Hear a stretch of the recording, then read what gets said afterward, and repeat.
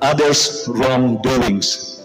Alam niyo po, ang tao, pwede siya maka-experience ng bagyo sa buhay dahil sa kakagawaan ng iba. At saka pangalawa, yung gawa ni Satanas. Dito sa Job, si Job, dinatnan ng matinding hagupit ng bagyo. Imagine niyo, one after the other, ang nangyari sa kanyang bagyo.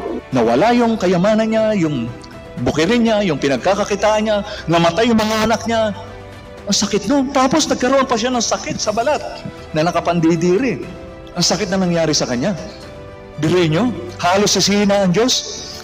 At dahil sa tindi ng hirap, alam niyo, gusto na lamang niya mangyari sa buhay niya, mamatay na lang ako. Gusto ko na lang mamatay.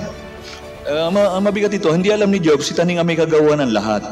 Alam niyo po, di ang Diyos ang may gawa. Kung di binibigyan niya ito ng permit, pinapayagan niya si Satanas. Kahit nabubuhay ka na matuwid sa iyong buhay, naglilingkod ka, minsan pararatnang ka. Hindi mo masisisi dahil kasi part na rin ang buhay ng tao eh. Nandiyan yung testing, yung test of faith.